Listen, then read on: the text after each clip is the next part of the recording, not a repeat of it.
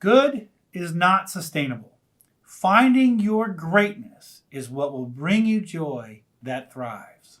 Welcome to my show, Resetting Your Life. My name is Ned Lips. I'm the author of Reset, a story about Sarah's journey from hell to hero, from fearful to utterly fearless, in a world where everything man-made has been removed from the face of the earth. And First Steps, in which Sarah escapes from her brutal, abusive marriage, narrowly getting away with her life and her 2 daughters. My third book, Entwined, continues Sarah's journey to trust and to love as she moves the family forward in a world dominated by pure nature. You can find them on Amazon by searching Ned Lips, Nedlips, or through my website, nedlips.com. You're living a good life. As you look at your life, you say, this is good enough. It's safe. I have a decent job. I make enough money. I have a teammate, however you define her or him. I have the right number of children, a great place to live, and I have stuff, lots of stuff. I have enough stuff. Then, annoyingly, I ask, but are you happy? By far the most difficult jump in the world is from good enough to wonderful, joyous, and great. Often, you have no idea that your life could be better. You've never really thought about it. It's what was expected of you. Your parents are happy. Your partner is happy. You make good enough money. Life is good. If your life is a total disaster, then anything is better. So it's easy to take that risk to reset your life. But risking screwing up good is tough. Mostly because it will confuse everybody, anger and freak out the ones you love, which arguably will not make you happy, at least in the short run. This is the storm that you must battle. But you're stuck trudging through your life, waiting for the day to end, and then heading home to the same evening, running after the kids and heading to bed, only to get up and do it all over. You're following the plan that everyone else had created for you because you're pretty sure it makes them happy. And you get some degree of joy out of making your loved ones happy. But you're doing what everyone you've ever known and loved says you should do. But you're not internally happy. You need a change. On page 22, 21 to 23 of Reset, Tom makes Sarah realize that she is the leader of the family and has done amazing things, but they need her to step up and lead them. She's been good enough and could stay that way. It's safe enough. But Sarah realizes for the first time that she can be great. She was feeling great, but also a bit guilty. I haven't been able to do much of anything for the family. It's driving me crazy. Are you kidding? You raised the spirit of the entire camp. You spoke to everyone, many of whom needed to talk to you. This situation is very hard on them. Everyone's former reality was so much better than their current one. You're a beacon to them. You're their savior. You're their leader. Sure, Ms. Watson is the administrative leader. She's masterful with people, and I still say she's a witch. But everyone, even Ms. Watson, turns to you when anything is astray. You gave all the orders when the hail was coming, and you saved the food, the fire, and who knows how many bruises from that nasty hail with your quick thinking. No one else thought of all of that. How many people will recover from their wounds because of your juniper berry concoction? They all simply execute your orders. You're the CEO. Ms. Watson may be the president, but you're the chairman of the board, and I'm proud to be the first gentleman. She didn't even smile, but stared straight into the ground. She was too deep into computing these revelations to take in the humor. She'd always thought of herself as Ms. Watson's first mate. But he was right. Everything the family did, they did because she told them to. Ms. Watson executed her orders. But, you say, my life is pretty good. I have a nice job. Sure, I work too hard, and honestly, I hate it, and my boss is a jerk, but I make good money and support the family. It's what you're supposed to do, right? I have a nice friend, a partner, spouse, whatever, who also works. We have an okay place to live in. All that stuff that just makes your life good enough. The question you should really ask yourself is not, is my life good enough when measured against the expected path for me or someone like me? The question you should ask yourself is, am I happy? Do I find joy in my life that comes from inside me? Well, your answer: my partner is friend, we get along okay, everything's kind of okay, blah, blah, blah, blah, blah. It's a way you fight against this idea that your life is good enough. These are things that you enjoy because you make other people happy. That's okay, but the joy does not come from deep inside of you. It's not your personal joy derived from living the life you were intended to live. The life that God, as you understand that concept, has provided for you will bring you joy if you follow it. If you just stay with being good, your life is destined for disaster. Ask the person whose life is already a disaster. It wasn't always that way. Once upon a time, they lived a good life, just like you, until they ran it into the ground.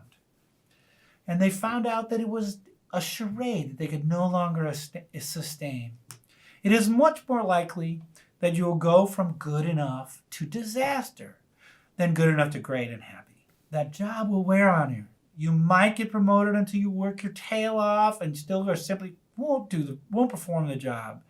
Then some youngster who loves what they're doing will blow by you and take it from you. The gradual failure at work will weigh on your relationships. You'll never be home. You're always tired. You work weekends. You don't see the family. You don't see your kids. Your wife starts to wonder where you are at nights, all night long, when in reality you're just trying to keep up with a job you can't stand. You and your spouse begin to grow apart. You don't have time for the kids whose events were always really important to you. They grow up and they miss out on so much, all while you're trying to keep up this joyless life that is just good enough.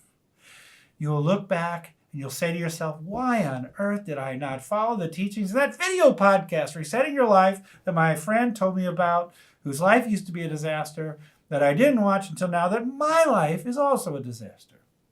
Well, going from good to great is hard for everyone, including businesses. And there is an awesome book on this subject. It's a book entitled, oddly enough, Good to Great by Jim Collins, who is a researcher and professor at Stanford University.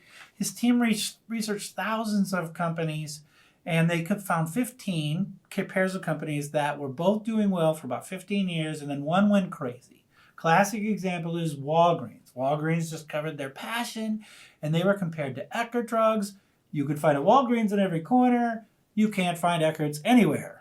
But the researchers discovered there were two things that were unique to the companies that became great. First, these companies discovered what they were deeply passionate about as a company. Then once they figured that out, they looked at what can they be best in the world at. And then the third thing they would look at is how can we make money doing that? And what they found out was once they found their passion and discovered what they could be great at, the money thing was easy. It came from it. That's the same thing that had happened with you. Once you find out what your passions are, your passions will drive you to figure out what you could be best in the world at. That's within your passions. That's your superpower. Once you know your superpower, you can exploit your superpower to make money. Why? Because everybody is looking for the person who is best in the world and passionate about what they need people to do.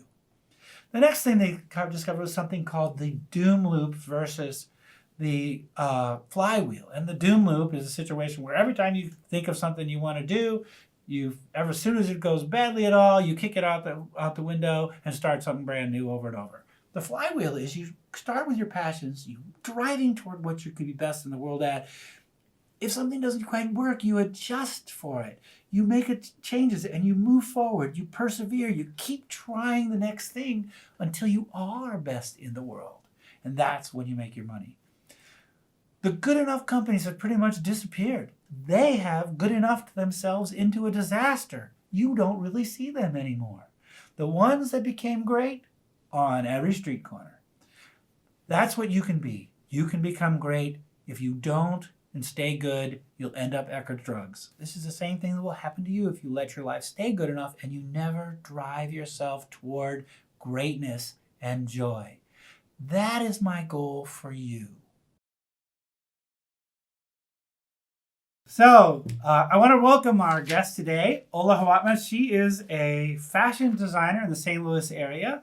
You can find her stuff on it's olastyle.net. So she's had her stuff on air fashion segments with Fox News Network. I know she's gallivanted all over New York and the East Coast, showing off her designs. Her designs are eclectic, dynamic, and have graced the runways of New York, Kansas City, Los Angeles, and St. Louis. Ola, thank you very much for joining us. I really appreciate you being on today. Thank you for having me. It's been a great year. Staying busy, and of course with the holidays coming up and trying to balance life out. I just had a fashion show with some of my collection. But being a fashion designer in the Midwest, but based in the Midwest, but from New York, it's interesting. Right. But I love to travel, as you know. Yeah. Tell us about your past. How did you get into fashion design? And tell us a little bit about the stuff that you like to design. I got into fashion design. I never majored into fashion, but I was always in high school and college best dressed. And I've always loved fashion. As a model, I looked up to, the first time I ran a runway was for Patricia Fields, who's the designer for Sex and the City. And Here I am in New York, and I come from a strict family. So it's like modeling was like, oh my gosh, such a big deal to me. But I looked up to her because she was so different and eclectic. And here I am, first generation, having culture in me, I was always different. My style was always different. Right. And how I became a designer, I would say I moved to St. Louis right after I graduated college. Why did that happen? Why did you move to St. Louis? Well, I moved to St. Louis. That would need probably Days. another 8 podcasts. But All I right, did. so you find yourself in St. Louis. I find myself in St. Louis. It's like the movie "Where's My Car?" Yeah, where's yeah. I was lost and I found myself in St. Louis one day. No. I started a company called Mommy Makeover. I majored in journalism, so I can look at someone and kind of, as an image consultant, I love making over people. And so starting this company, because when a mom looks good, the family feels good. Right. And Midwest mothers, to me, just seem to dress different than New York moms. Sure. And it's about confidence. And that's the key to everything that I do. So starting that company and then Makeover for a Cause, giving back, I said, okay, I love fashion. I teamed up with an Italian female in New York City who does shoes. And I said, let's come up with a fashion line. I have creative ideas, creating the original and buying the fabric and putting a dress together with our ideas. And I think we should do the first line in New York City, and let's do it. And this was about 10 years ago. And so I'm spontaneous. So I said, what do I have to lose? Right. Doing this show to see the confidence that I put into these teens, it was like amazing. So empowering. Is that sort of is that sort of your passion? It sounds to me that your real passion, kind of your real superpower, is empowering women, empowering girls, making them feel wonderful. Yeah, my passion is I love being creative. Mm-hmm. My passion isn't to sell dresses. Right. My passion is to make a difference in people with my designs or with how I can touch them. Right. So creating shows and sponsoring shows where I can give these cancer victims, teenagers who've been bullied, drugs, fallen down, the wrong path, and trying to find an outlet where they fit in, giving them that source to, build their confidence by being a model for a day. That's where my power comes in. Like that's what's uplifting to me. That is my platform. And I love that. I love doing what I do because to touch people's lives in that way with your fashion is amazing, and yeah, I'm thankful. Yeah. So what this is all about finding your passion and using your passions to find your superpowers. And what's really cool, as I've learned over the years that we've known each other too, about what you do is your passion is about making people feel wonderful about themselves. And you do that through another passion, which is your creativity and how you do design. And I want sort of people to see that sometimes people say, well, I don't know what my passion is, or I do this and I don't know how to make that happen, and blah, blah, blah. But the reality is they don't always. You can do one and do it with the other thing you like to do, right? Absolutely. Yeah. There are no limitations. You can definitely, if you have a passion, creating and doing that passion with a purpose behind that passion. And that's the key. Right. When you have a passion and do something, do it with a purpose, because you can impact so many more people with that. Right. My success doesn't come from what's in my bank account or how many dresses I sold this year, how many lives I've touched in a year. I have, of course, online the sunglasses and dresses that I have online with T-shirts and hoodies. And during the Christmas, like, people love, buying the hoodies, $40 or a T-shirt. So tell me about. I know you also did you did a breast cancer show. So tell us a little about. You do that you've done a couple of those, right? This is my second year doing it. Right. When I was diagnosed myself it's about over a year. A week later, I called Komen and I said, okay, I was diagnosed really early and I had no idea. Like, thank God it didn't touch my lymph nodes. I was curable, but I knew the feeling of losing your confidence when you're hit with the C word. Right. So I said, okay, Survivor Fashion Week. Right. As a fashion designer, I can put together these shows and create dresses and let these women feel like supermodels. Right. So have cancer survivors as models. They have walks. They have facilities. You have things like that, but you don't really have fashion weeks or a fashion show for cancer survivors. So doing that the first year was a huge success. Komen raised a lot of money. And then this year I was blessed to do it again. And the women loved it. I mean, they just, to see their faces glow, they have these ports, they're going, a couple of them are still having chemo. 2 of them had stage 4 cancer, and just seeing their confidence from the beginning of the runway lessons to the, from the fittings, and then finally the actual show date, and seeing them walk, and that power and that confidence in their eyes.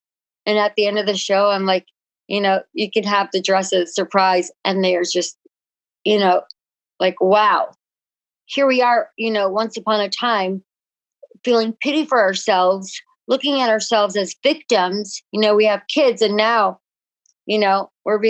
everyone's applauding for us. We feel so great about ourselves. And that's what it's about. That unity of helping each other out and making a difference. So this is my friend Aloha, and I'm so excited that she came on today. So we're coming up on Christmas and the crazy holidays of shopping right around Thanksgiving. Where can people find the stuff that you sell?